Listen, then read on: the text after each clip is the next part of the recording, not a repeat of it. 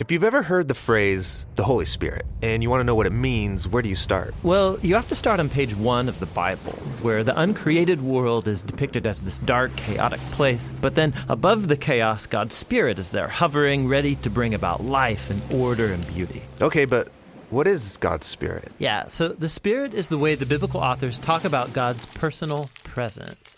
The Hebrew word is ruach. Ruach. Yeah, you got to clear your throat at the end. So what is it? Well, ruach can refer to a number of different things, but what they all have in common is energy.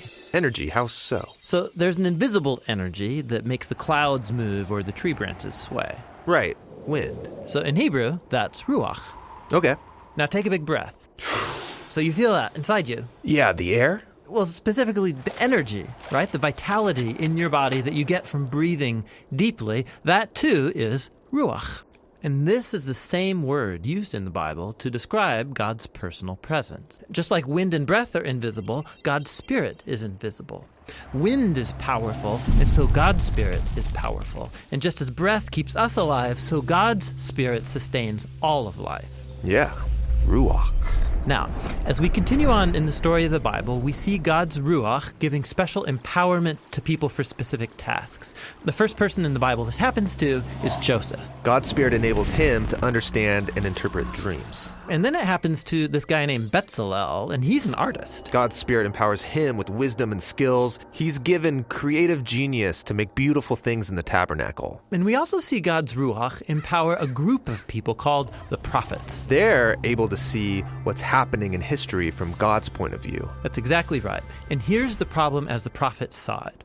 While God's Ruach had created a really good world, humans have given in to evil. They've unleashed chaos into it through their injustice. A new type of disorder. Yes, and the prophet said the Spirit would come, just like in Genesis 1, but now to transform the human heart, to empower people to truly love God and others. How will this new act of God's Spirit happen? Well, centuries pass, and we are introduced to Jesus.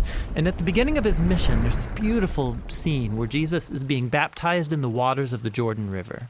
Yeah, the sky opens up and God's Spirit comes and rests on him like a bird. The story is saying that God's Spirit is empowering Jesus to begin the new creation. And we see this happening when he heals people or forgives their sins. He's creating life where there once was death. Now, Israel's religious leaders oppose Jesus, and they eventually have him killed. But even here, God's Spirit is at work. The earliest disciples of Jesus, who saw him alive from the dead, said it was God's energizing Spirit that raised Jesus. This is the beginning of new creation. Yes, and it's still going. When Jesus appeared to his closest followers, he breathed on them and said, "Receive the Holy Spirit." And soon after that, the Spirit powerfully comes on all of his disciples. So that they can become a part of this new creation and share the good news and learn how to live by the energy and influence of God's Spirit. And so, today, the Spirit is still hovering in dark places. Yes, pointing people to Jesus, transforming and empowering them so they can love God and others. And the Christian hope is that the Spirit is going to finish the job. The story of the Bible ends with a vision of a new humanity, living in a new world that's permeated with God's love and life-giving Spirit.